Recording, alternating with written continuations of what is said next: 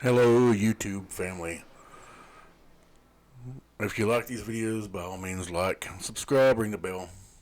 And today I wanted to talk about the splintering in the parties, the tribalism, the extreme partisanship that we have today in political parties, which is absurd. I mean, we're at a point right now where basically, in order to get much substantive legislation done, you have to have basically the president's party controlling the Congress.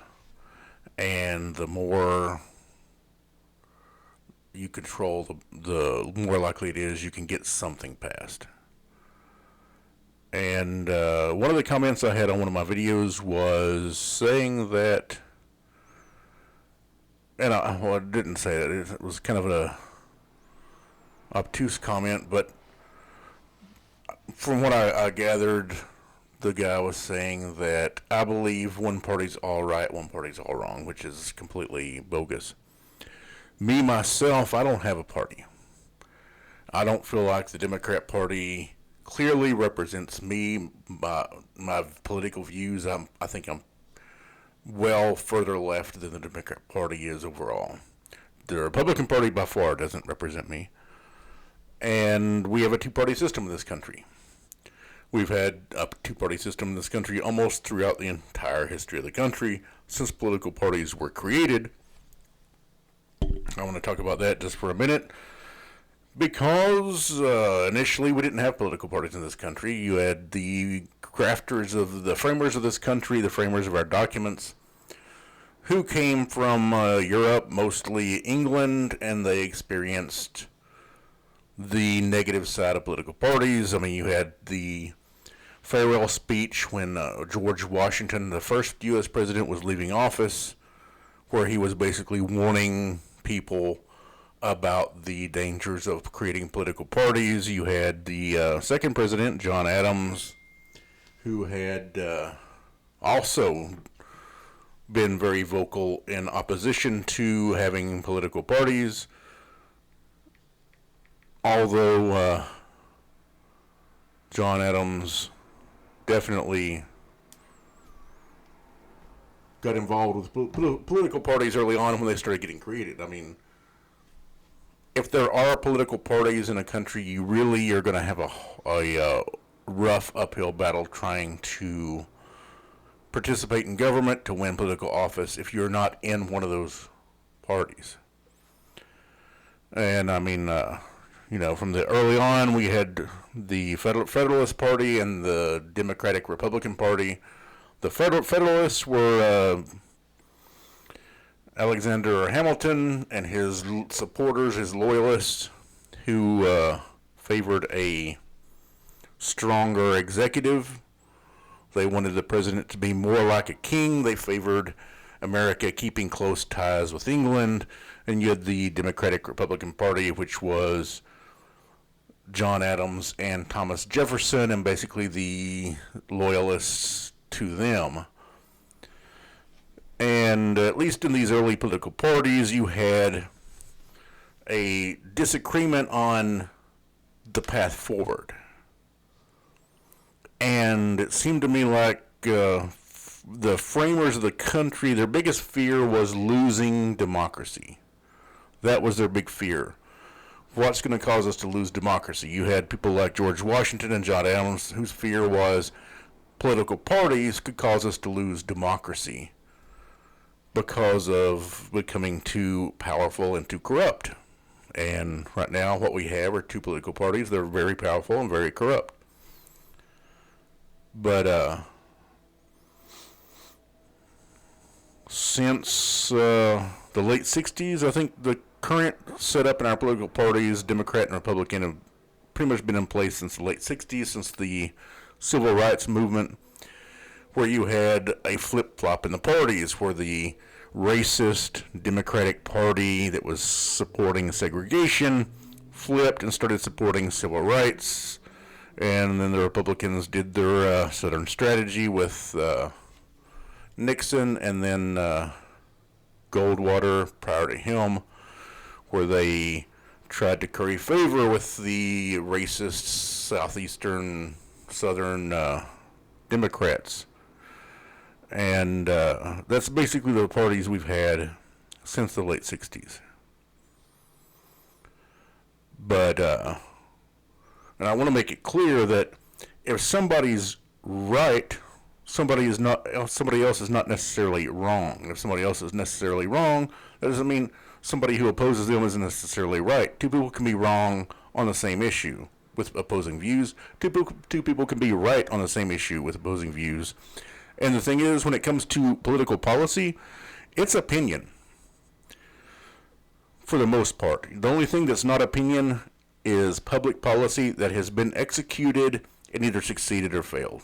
You know, for instance, trickle-down economic theory has been a massive failure on multiple levels. It's been tried on state, federal levels, and it has failed miserably. I mean, I don't know if any Republicans have tried trickle-down economic policy since Sam Brown back in Kansas, but he ran for governor of Kansas that he was going to bring in an era of economic prosperity with Reagan's trickle-down economics, and he trashed the economy of the state of Kansas.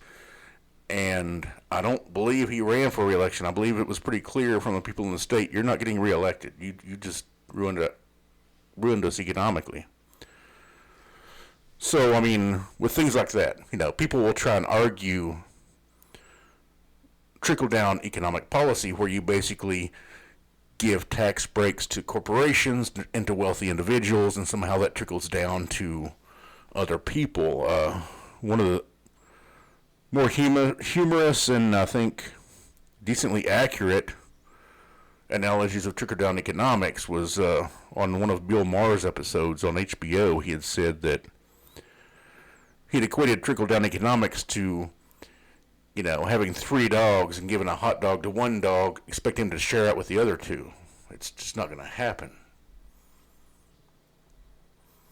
But things like that, trickle-down economics has been tried, it's failed. You know, stuff like political policy such as the Medicare for All. For me, I believe Medicare for All is the best way forward for fixing the healthcare issues we have in this country. You know, we have people who are unhealthy, we have people who get sick, we have people that die because healthcare in America is so cost prohibitive that people don't want to go to the doctor. They don't want to get treated for this or that. They're like, nah, I'll just try and get over it. I'll get some medicine at Walmart because it's so expensive. And we have to deal with that. No choice. You've got to deal with that. And so no, I'm not saying that somebody's all right and somebody's all wrong. Right now, my view is the Republican Party is basically useless. I mean, name legislation the Republican Party's passed in the last 5 years, 8 years. I mean, you ask that question, most everybody points to the 2017 tax reform, where Republicans passed tax reform and the tax cuts went, I think, around 86% to the wealthiest people in the country. It was a huge benefit to corporations. It was a huge benefit if you're rich. If you're an average working American, not so much. And the thing is, some of these people who believe they came out ahead on that deal, this year in 2021, when they file their taxes, some are going to be shocked to find out they get no refunds. Some are going to be shocked to find out they owe money, because one of the ways that the Republicans made people feel like they were getting more money in their paychecks was by changing the withholdings to where a lot of people had less money withheld from their paychecks, and so people who generally get a tax refund this year may find out you're not getting a refund, you owe money. And that's one of the ways they added deception into the bill. So, I mean, I look at the crazy right-wing side of the Republican Party. And like I've said, I believe in previous videos, I don't know. And the thing is, Republican Party officials, elected representatives in the party, don't know whether that crazy Marjorie Taylor Greene wing makes up 2% or 92% of their base. I mean, you look at polls of registered Republicans, and they are still very much supporting Donald Trump. You have Ben Sasse, a Republican, a very right-wing Republican, very staunch Republican all his life from Nebraska, and his state Republican Party is either considering censuring him or going to censure him for not being sufficiently loyal to Donald Trump. I mean, think about that. Getting censured as a elected representative because you're not loyal enough to a dude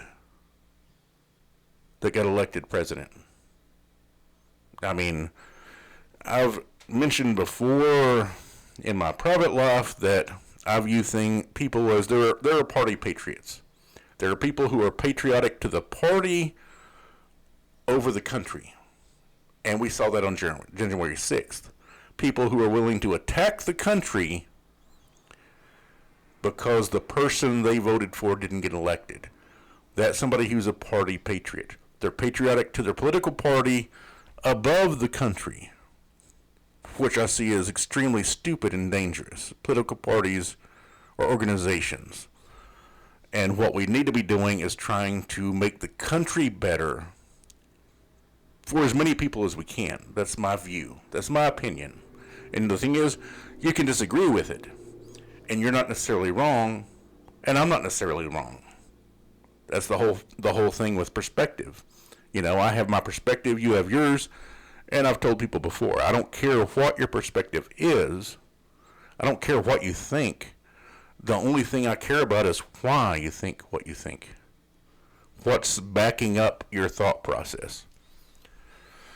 And I'm trying to always self-analyze my thought process to see if I'm thinking things because of bad information, because of some innate bias that I have, some predisposition, and I'm trying to constantly revise my perspective. And I've had a number of people say they wish there were more political parties in this country. Like I said, we've had pretty much a two-party system for the existence of this country, and the two-party system is kind of a self-perpetuating anomaly. And it's tied into the fact that we have this all-or-nothing electoral system. We have the Electoral College, so in, like, for instance, presidential elections, whoever wins the popular vote in the state of Kansas wins all of the electoral votes.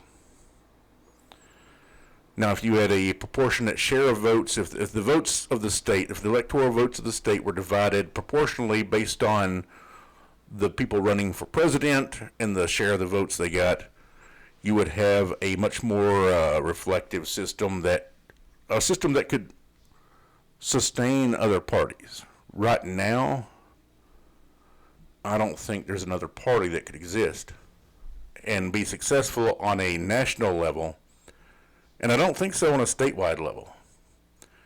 You have some states where the voters are willing to vote in independents. I mean, you have two independent senators, Bernie Sanders and Angus King. Sanders is from Vermont, King is from Maine. And so the people in those states obviously are willing to vote for independents, people who don't adhere to a party, but that's a much smaller level. I mean, people who have ran third-party candidates on the national level for president have gotten extremely small percentages of the vote. And I've hoped for a lot of years, since I was in the military, that some independent would win either a majority of the vote in a state or at least a plurality of the vote in a state, just to see what the result's going to be. Because we have electors that send in votes for Democrats and Republicans. I've just been curious what's going to happen if a non-Democrat, non-Republican wins a state. I wanted to see the result, and I wanted to see the reaction of the American people to how it plays out. That's just a personal curiosity of mine. And I've thought before, like with the Democrat Party, there are people that I support in the Democrat Party because they're left wing. They're much more representative of me, and they're trying to actually make bold, progressive steps forward for the country. People like AOC, people like Katie Porter, O'Connor, Ilhan Omar, Rashida Tlaib, Bernie Sanders, Elizabeth Warren. There are people that have good ideas, I believe, who want to do good things. And they represent the left-wing progressive side of the party. And I've thought before, and there are people who've been trying to, I believe they've been trying to convince AOC or maybe Bernie Sanders, but I think it was AOC, they've been trying to say she should start a Labor Party or some kind, or a progressive party, a party that would be representative of those people. The problem with that is, right now, it's not. It's going to have the same result as the Green Party or the Libertarian Party. You're not going to get enough votes. You won't be on the ballot in all 50 states. I mean, it's a massive undertaking to try and stand up a political party. It takes resources, money, time, and an army of people willing to do it, willing to do the work. And now with the Republican Party, you have the phenomenon of, I think there have been around 30 to 40,000 registered Republicans who have changed the registration to either Independent, Libertarian Party, or Democrat since the January 6th riots on the Capitol, So there was about 30 to 40,000 Republicans, registered Republicans, that saw how things devolved over the years, that saw the 4 years of Trump that culminated in that attack on the Capitol, and they said, that's a bridge too far. I've supported this party, but I'm not going any further. I'm going back somewhere else. And so I've wondered whether you would have a split in the Republican Party. You could have the extreme right-wing Marjorie Taylor Greene, Lauren Boebert, Matt Gaetz groups splinter off from the establishment Republicans, the Mitch McConnells, the Paul Ryans, their ilk. And if there was a fracturing of the parties, I believe it would end up, because politicians are educated, decently intelligent, at least they know strategy, they know political strategy. If there was any kind of splintering in the parties, I think you would have the right wing of the Republican Party break off, the left wing of the Democrat Party break off, and then the bulk of the Democrats, the corporate Democrats, establishment Democrats, whatever you want to call them, and the establishment Republicans, would form a party. And so you would have the Republican, the Conservative Party, the Progressive Party, and then the mixture of the establishment Republicans and Democrats that made up the largest bulk of elected officials. And in that instance, you would again have two groups that are marginalized, and these people who have controlled politics all of our lives would still have control over politics. And I would assume a majority of the population would support that group. The thing is, we look at political parties as right and left. Republicans right, Democrats left, and somewhere in the middle is the centrist. My issue is Republicans over the years, for the Democrats have been moving to the right, definitely since Clinton. Clinton made a definitive move of the Democrat Party to the right. In response to Clinton, Republicans moved further to the right, and they've just been going further right, further right, further right. And as far as I can tell, they've dropped off the right side into crazy town. That's why I cannot see myself right now supporting any Republican. In the past, I've heard Republicans that I thought, well, he seems smart, he seems reasonable. I used to live in Utah. I'm living in Vegas right now, but I used to live in Utah, and I saw 2 or 3 interviews with John Huntsman Jr. And I asked myself, watching those interviews, I was like, if he was running against a Hillary Clinton or a Joe Biden, I would really have to consider voting for him over one of them. I don't know that they're that far apart on policy, Huntsman Jr. and Biden or Clinton, but he seemed like a decently intelligent, reasonable guy. I mean, he had a certain appeal to him. Listen to him in interviews. But there's not a lot of Republicans that really appeal to you. Rand Paul in the past has said things that appealed to more left-wing people, and then he ran for the Republican nomination, and he completely did away with all of that people liked him for. He went so hard right, and then when he lost, just like all the other Republicans, you started kissing Trump's ass so hard that you're like, yeah, I don't think I would ever vote for him at this point. I wouldn't consider it. Wouldn't consider it. And now he's just turning out to sound like one of the loonies. He's making ridiculous statements. He, as a eye doctor, is challenging Dr. Fauci on viruses when Dr. Fauci is actually a viral expert. It makes no sense. These guys, I don't know if they think they're that smart, or if they think we're so dumb we won't realize they're making really bad arguments. But it's really embarrassing to see them come up with really flaccid arguments and get owned by someone like Dr. Fauci, who knows what he's talking about. Let's face it. There are people who are trained in professions to know the profession. That's their whole job. That's their life's work.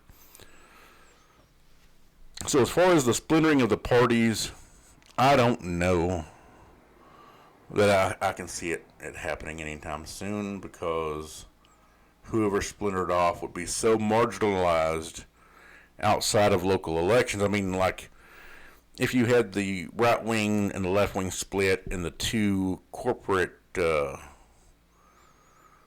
groups of the Democrats and Republicans form a large establishment party with the right and the left, you have someone like Marjorie Taylor Greene in her district in Georgia, Georgia's 14th district. She could probably win re-election again, because she's just got to run in that district. To run as a senator, a candidate for Senate for the state of Georgia, most likely she would have no chance of winning. And certainly in a national election, she would have no chance of winning. Same thing with somebody like Bernie Sanders or AOC. AOC could win re-election to her seat in New York. People in that district re-elected her overwhelmingly. They love her to death. But if she ran for the Senate in New York, I don't know that she could win. If she ran on a national election for president, I don't know that she could win. If we had a split like that, where we ended up with 3 parties. And because of that whole issue, I think you're not going to have a split. Not now. But I don't disagree. I would like to see more parties. We have a rather diverse group of perspectives in this country, and it would help to have more parties that actually align with the way people thought. Granted, without the split if the parties themselves would incorporate a broader scope to give actual credence to those various views. I mean, with the Democrats, the left wing of the party just now is starting to get some leeway in the party, but not much. They basically get dismissed. You have AOC, who is very prominent, who's talked about a lot in the news media, but she's basically dismissed by Nancy Pelosi. And in some ways, Nancy Pelosi is very disrespectful in the way she dismisses AOC or Ilhan Omar or Rashida Tlaib, Ayanna Pressley, any of these left-wing progressives who have gotten Congress. And the thing is, like from my perspective, supporting these left-wing politicians, my view is if we get more of them into the Democrat Party, they can't be dismissed. Once they make up enough of a voting bloc, you can't dismiss them because they're going to have too much power to dismiss. You've got to negotiate with them. And as far as the Republicans, I mean, you had 10 or 11 Republicans that voted with the Democrats to remove Marjorie Taylor Greene from her committee assignments. And that I'm assuming that's the same group of Republicans in the House that voted to impeach Donald Trump for a second time. And so I'm assuming that's the group of Republicans you have in the House who are either so confident that they'll get reelected in their districts, or they're not planning to run for reelection, that they're willing to say, there's a bridge too far, and we're not going over the bridge. And this is it. We're not going to agree with this woman having any reason to be in Congress. She has no policy agenda. She has no legislative agenda. She has no clue what the Constitution says. We're not going to support her. So yeah, we're going along with voting her out. Everybody else has aligned with the far right crazies. That's why I say, to me right now, the Republican Party is useless, because outside of tax cuts for corporations and wealthy people, they're not proposing any legislation that's real, substantive. And so, if they're going to align themselves with someone who is objectively a bigot, like Trump, they aligned themselves with Trump. They're all still kissing the ass of Donald Trump, and they're aligning themselves with Marjorie Taylor Greene. You had McCarthy, the minority leader among the Republicans in the House, who tried to do both sides it and say, well, I agree with Liz Cheney. I agree with Marjorie Taylor Greene. They're both great. Because he's such a sleazy politician. He doesn't know where he needs to get his votes from. Liz Cheney is one of the Republicans who voted to remove Marjorie Taylor Greene from her positions. Liz Cheney made the decision that, even if it hurts me politically, this is the right move. I'm voting for it. But it was a very small number of Republicans. It was 10 or 11 out of the 210 or so they've got in the House.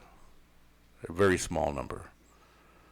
The Republican Party right now doesn't know how large the crazy base is, so they're trying to pander to it. They don't know in 2 years, in 4 years, how locked in these people will still be to Donald Trump. So they're still kissing his ass. And they're still saying, oh, he shouldn't be impeached. Why impeach a guy over inciting an insurrection against the government? That's just so mean to him. And so, yeah, I would agree that we could have more political parties. We certainly could. It would align parties with ideologies within a very large, diverse country better. I don't think it's going to happen. I don't think the power structures are there. I don't think people have the power and resources to stand up a third party that's going to actually challenge for any kind of control in politics. So I think we're going to be going down this path we are for a while still. And you've got the corporate Republicans trying to hold on to their party while pandering to the crazies. Meanwhile, you've got the crazies trying to get into office to take over the party. You know, with the Democrats, you have the left wing that are trying to get into Congress, trying to get into office to make up enough of a voting bloc to start getting legislation voted on, like the Green New Deal, Medicare for All. Nancy Pelosi won't even allow a vote on it. Why will she not allow a vote on it? Because she doesn't want to stick Democrat politicians who would not vote for it having to publicly say they don't support it. That's the thing. Because Medicare for All enjoys, I think, around 60% support in the country overall. You know, the Green New Deal has high support. All of these left-wing policies, they're all above 50% support in the country, you know. And Nancy Pelosi doesn't want to saddle anybody in her caucus with a vote that she thinks will hurt them in re-election. And so you have these corporatist Democrats who are not that far from Republicans as far as they take the bribe money, they spend way too much of their time trying to suck more money out of billionaires and corporations. And those are the people they serve. When the rich and the corporations are giving them that much money to run their campaigns, that's who they're serving. So yeah, I think we could do with more parties. I don't think we'll get them anytime soon. And our best bet's to try and get people to move within the two parties that exist. But thanks for watching. Have a good day.